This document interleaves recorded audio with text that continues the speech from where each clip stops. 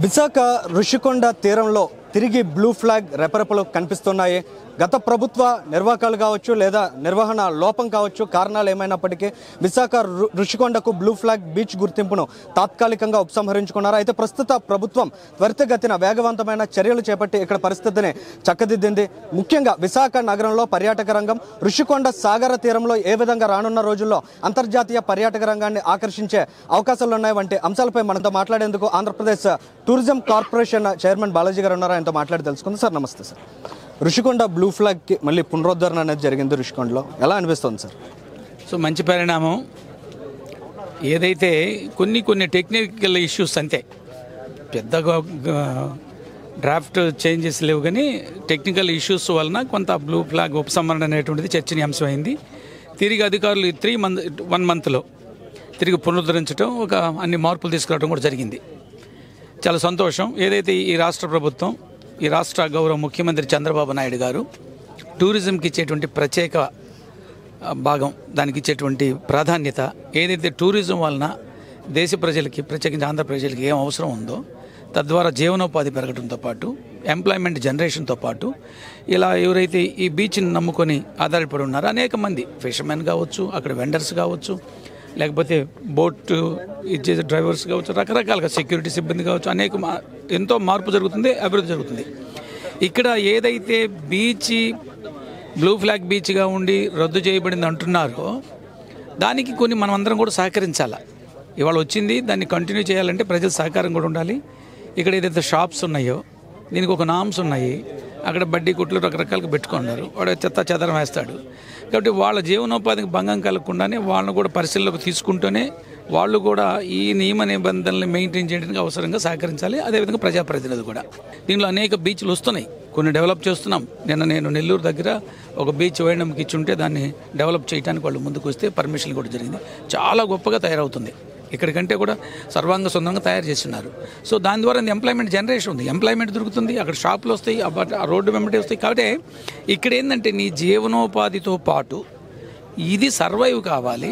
Survive అయినప్పుడు నీ జీవనోపాధి పెరుగుతుంది, ఇది అర్థం చేసుకోవాలి. అలాగే పబ్లిక్ రిప్రజెంటేటివ్స్ కానీ ఇక్కడ ఉండే లీడర్స్ వీళ్ళు కూడా సహకరించాలి. ఇక్కడ ఈ బ్లూ ఫ్లాగ్ బీచ్ స్టాండర్డ్స్ మీరు ఏదైతే పోయిందంటున్నారో, కావాలంటున్నారో, ఇది ఉండాలంటున్నారో, ఉండటానికి అనువైన వసతులను కూడా ఏర్పాటు చేసే ప్రక్రియలో మీరు సహకరించాలి. అలా కాకుండా అది కావాలి ఇది కావాలని జరగదు.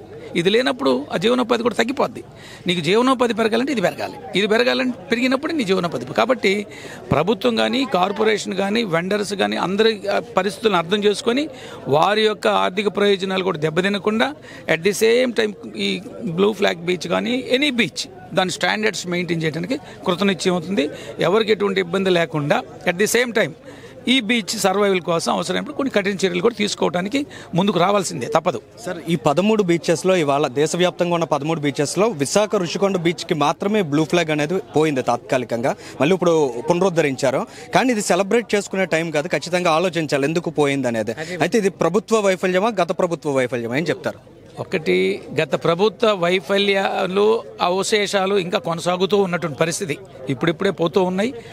ఒక నిస్తేజంగా ఉన్నటువంటి అధికారులు అలసత్వం కొన్ని కారణాల వలన, లేదా కొన్ని హడ్డిల్స్ కూడా ఉండే, ఏదైనా ముందుకెళ్ళి చేయాలంటే కొంత ఈ పబ్లిక్ నుంచి వచ్చేటువంటి ఇష్యూస్గా చూశాను. నేను 4-5 నెలల నుంచి నేను చైర్మన్ అయిన తర్వాత అక్టోబర్ 6వ తేదీ ఇక్కడికి రావడం జరిగింది.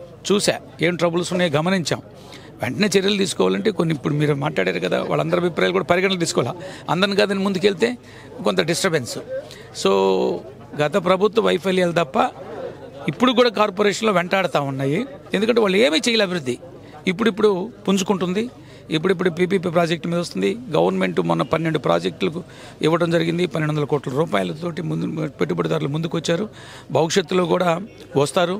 ఆంధ్రప్రదేశ్ టూరిజం నేషనల్ లెవెల్లోనే అది బ్రహ్మాండంగా ఉండేటువంటి పరిస్థితి ఉంది. అయితే గత 5 సంవత్సరాల్లో నాశనమైన దాన్ని తిరిగి పునరుద్ధరించడానికి కొంత కష్టపడాల్సి వస్తుంది.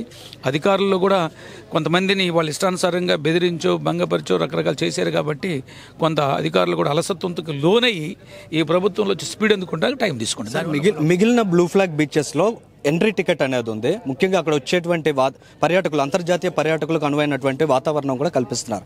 కానీ మన ఋషికొండ బీచ్ చూస్తే వీకెండ్స్లో ప్రత్యేకంగా ఒక జాతరలా ఉంటుంది. ఇక్కడంతా కూడా కొన్ని వేల మంది వచ్చేస్తారు. నిజంగా ఇలాంటిది అంతర్జాతీయ పర్యాటకానికి సూటబుల్ అనే ప్రశ్న కూడా స్థానికంగా ఉన్నటువంటి స్టేక్ హోల్డర్స్లో వ్యక్తమవుతుంది. దాని మీద మీరేం చెప్తారు సార్? ఇప్పుడు జనం రావటం తప్పు కాదు, జాతరలాగా వస్తున్నారంటే రాని, let the people come and enjoy the beach beauty ఏదైతే ఉందో దాన్ని ఎంజాయ్ చేయనండి. జనం మిగతా దేశాలు వేరు, మనది వేరండి. ఇది మోస్ట్ పాపులస్ కంట్రీ, ఎక్కువ పాపులేషన్ ఉండే కంట్రీ ఇది. అంటే అందరూ ఇప్పుడు ఇతర ఫారిన్ కంట్రీస్లో, యూరోపియన్ కంట్రీస్లో ఉండే సిస్టమ్ వేరు, ఇండియాలో ఉండే సిస్టమ్ వేరు. ఇక్కడ మాస్ ఉంటుంది, అన్ని పరిగణలోకి తీసుకోవాలా. ఆ కంట్రీస్తో అన్నీ పోల్చుకుంటే ఇక మనం మిగతా అంటే కొద్దిమంది హై క్లాస్ పీపుల్ వస్తే మిగతా క్లాస్ పీపుల్ ఎంజాయ్మెంట్ అవసరం లేదా? అంటే మన భారతదేశంలో ఒడిశాలో ఉన్నటువంటి బీచెస్లో కూడా రకమైన స్టాండర్డ్స్ కనిపిస్తున్నాయి సార్. మనకు కూడా ఉన్నాయి. ఇప్పుడు మీకు ఇవాళ చూడండి, మీకు ఏం కావాలో చెప్పండి, అవి ఒక నెల రోజుల్లో అన్ని 2 నెలలు పూర్తి చేయించే బాధ్యత తీసుకుంటాం. ఏ స్టాండర్డ్స్ లేవో చెప్పండి, ఏం కావాలనుకుంటారో చెప్పండి, పుట్ ఆన్ పేపర్ ఆర్ ఏదైనా మీ అభిప్రాయాలు తెలియజేయండి. మేము ఇక్కడ ఉండి కూర్చొని ఒక 15 రోజులు ఉండేది సార్ చెప్పించే బాధ్యత తీసుకుంటాం. ఎంసీ ఉంది సార్, బీచ్ మేనేజ్మెంట్ కమిటీ. అసలు ఆ కమిటీలో ఎవరున్నారనే అవగాహన కూడా ముఖ్యంగా వైజాగ్లో ఉండే ఎన్విరాన్మెంట్ పీపుల్ కావచ్చు, ఇక్కడ బీచ్ క్లీనప్స్ చేసే వాళ్ళు కావచ్చు, ఇలాంటి స్టేక్ హోల్డర్స్కి తెలియనటువంటి సందర్భం. ఇవాళ ఇక్కడ మన ఈ సెరమనీలో చూసినా కూడా స్టేక్ హోల్డర్స్ అనే వాళ్ళు కనిపించలేదు చాలా వరకు. దీని మీద అంటే ఫర్దర్గా కూడా ఈ బీచ్ నిర్వహణలో వాళ్ళని ఏ రకంగా భాగస్వాములను చేస్తారు? తప్పనిసరిగా దాకా మేము చెప్పాను కదా, ఎవరైతే బీచ్ ఇది రిసార్ట్స్ లేకపోతే ఇటు లవర్స్ ఉన్నారంటే దాన్ని ప్రేమించే వాళ్ళు ఉన్నారో వాళ్ళ యొక్క పాత్ర, వాళ్ళ యొక్క పార్టిసిపేషన్ తీసుకుంటే, సలహాలు తీసుకుంటే మంచిది. అది భవిష్యత్తులో కూడా ఇంకా పెంచడానికి ప్రయత్నం చేద్దాం. ప్రజల తాలూకా పన్నుల డబ్బులను తీసుకొచ్చి ఇక్కడ బీచ్ మెయింటెనెన్స్ కోసం ఇన్వెస్ట్ చేస్తున్నారు. యాక్చువల్గా టూరిజం పర్పస్ ఏంటంటే సెల్ఫ్గా అది సస్టైన్ కావాలి, సెల్ఫ్గా అది ఇన్కమ్ జనరేట్ చేయగలగాలి ప్రజల కోసం. కానీ వాళ్ళ విశాఖపట్నంలో ప్రజలు కట్టే పన్నులు తీసుకొచ్చి ఇక్కడ ఇన్వెస్ట్ చేసి ఇక్కడ ఖర్చు పెట్టి తిరిగి ఇదేదో రీక్రియేషన్ కింద చూపించడం అంతవరకు కరెక్ట్ అంట? ఇప్పుడు ప్రజలు కట్టే పన్నుల నుంచి, ఎందుకంటే ఈ బీచ్ రిసార్ట్, ఈ బీచ్ ఇది మెయింటెనెన్స్తోనే మెయింటైన్ చేయొచ్చు. నేను చెప్పాను ఒక 15 lakhs, minimum 15 lakhs we can get per monthly. So దాంతో ఖర్చు పెడితే ఒక 6-7 లక్షలతో ఖర్చు పెట్టేయచ్చు. ఇంకా మిగిలిన రిజర్వ్స్ ఉంటాయి, దాంతో ఇంకా అభివృద్ధి చేయొచ్చు, ఇంకా కొత్త కన్స్ట్రక్షన్ తీసుకురావచ్చు. కాబట్టి ప్రజలు కట్టిన పన్నుల ద్వారా కాకుండా ఎవరైతే మనం కొన్ని ఇప్పుడు వెహికల్స్ వస్తున్నాయో, పార్కింగ్ ఫీజు, దాంతోనే మెయింటైన్ అవుతుంది. సో అది ప్రజలు ఇబ్బంది పెట్టినట్టు కాదుగా. మీరు ఇందాక అన్నారు కొన్ని చోట్ల ఫీజు పెడుతున్నారు ఎంతో కొంత, ఇక్కడ కొంత రెసిస్టెన్స్ వచ్చింది ప్రజల నుంచి. అంటే చెప్తే ఇక్కడ మనదంతా అంటే ఒక ఇష్యూని వదిలేసి ఇంకొక ఇష్యూ పట్టుకుంటాం. కొన్ని నామ్స్ కూడా పెట్టుకోవాలి. కొన్ని ఫెసిలిటీ అనగా మీరు చెప్పినట్టు జాతరగా పని బాట లేకుండా వచ్చే కంటే కూడా దాన్ని ఎంజాయ్ చేయడానికి వచ్చే బ్యాచ్ ఉండాలా. ఫీజు కట్టినప్పుడు, ఎన్రోల్ అయినప్పుడు అక్కడ కొంత సిస్టమ్, సీసీ కెమెరాలు అవి కూడా ఉండాలి. ఎందుకంటే సెక్యూరిటీ దృష్టి, ఎవడంటే వాళ్ళు ఆగతాయి జనం వచ్చేసి ఇక్కడ ఏదో లేడీస్ తిరుగుతుంటారు, సడన్గా వచ్చేస్తారు. అవి వస్తే ఏం జరుగుతుందో తెలియనటువంటి ఆ ప్రొటెక్షన్ లేకపోతే ఇబ్బంది. కాబట్టి కొంత నా ఉద్దేశం అయితే ఫ్రీగా వదిలేసే కంటే ఎంతో కొంత నామినల్ ఒక అమౌంట్ పెట్టేసి ఎంట్రీ ఫీజు పెడితే బాగుంటుంది, బాధ్యతాయుతంగా కూడా ఉంటుంది. తద్వారా ఇంకొంచెం ఇన్కమ్ జనరేట్ అవుతుంది.